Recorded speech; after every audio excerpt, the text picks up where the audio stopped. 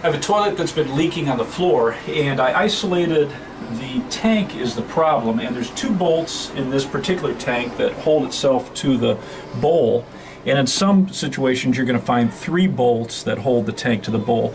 But you can see how rusted these bolts are. It's just amazing how they've deteriorated, and obviously the rubber underneath these bolts have deteriorated and causing the leak. So the first thing we're going to do is we're going to turn off the shutoff valve to the toilet, and so we're just going to turn this clockwise. I'm going to have to use a wrench, this won't even move. So we'll use a wrench on this, we'll turn this clockwise to turn off the water to the tank, and then we're going to flush it and drain the water out of the tank.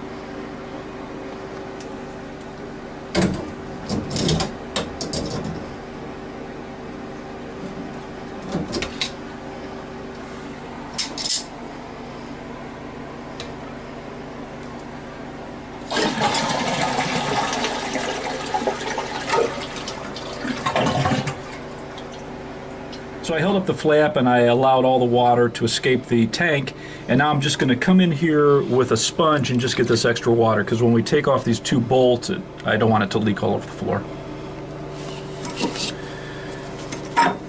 So I'm just putting a sponge in and just mopping up all the water in the tank, just so it makes it easier when we get these bolts out of here. You can see how rusted these 2 bolts are. Generally, you're not going to find them that rusted, and there should be a slot on the top of each one where you put a large slotted screwdriver to hold it so that you can unscrew the nut underneath.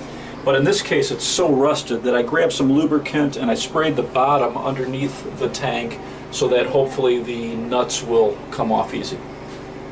So I tried unscrewing the nut from the bottom, and it just spins the whole bolt. And then if you see in here, I tried grabbing onto this and everything's just spinning. It's completely rusted away. So what I'm going to do is I'm going to use a pair of locking pliers, and I'm going to lock it onto the top of this bolt, and then I'll have someone hold this for me while I unscrew the nut below.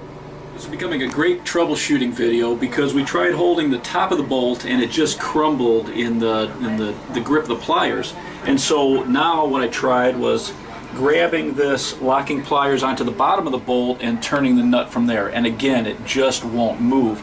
So what we're going to do is just hacksaw it off. So I'm just grabbing a pair of gloves and a hacksaw all by itself, and I'm going to hold this bolt with these locking pliers, and I'm just going to hack just above the nut and hack through and then get that bolt out of there.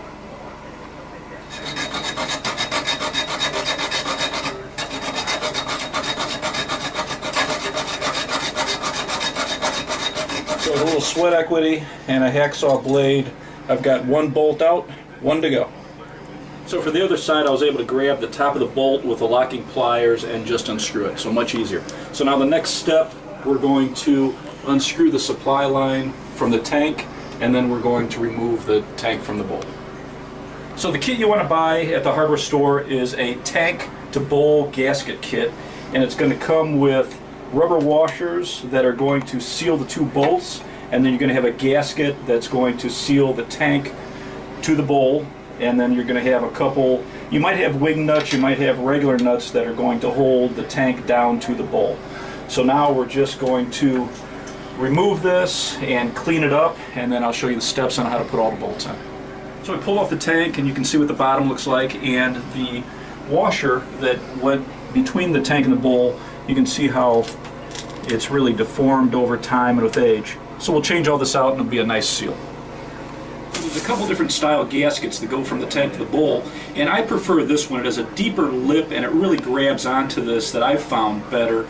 And when you buy your kit, you can kind of tell whether it's a thicker one or thinner one, and this will go over this nut completely and seal itself very nicely, and I just prefer this one, but they both work fine. So to attach the bolt to the tank, the way this kit is laid out, they want you to use a metal washer first, and then a rubber washer, and this is going to keep the tank from leaking. And then they want you to just attach this to the tank with a nut. I like to add an additional washer to this, so I would pick up an additional washer at the hardware store. And then underneath the bowl, we're going to have a washer and a rubber washer so that it doesn't damage or crack the porcelain on the bottom. So for here, we put on our 2 washers, we push it through the tank, and then I add this additional washer, and then we're going to tighten this down with this nut, and we're going to use an adjustable wrench, and then we're going to use this large slotted screwdriver just to hold it, and we'll tighten this up on both sides. So when you're tightening this nut down, just be careful not to over tighten it, because you can definitely crack the porcelain. So you want to snug it up, and it definitely has to be firm. We don't want it to leak, but as you pull on it, it should be tight, but don't over tighten it. If it leaks a little bit, you can always go back, but you definitely have to be careful not to break the porcelain. So now I'm just going to put the tank right on top of the bowl and let it set down.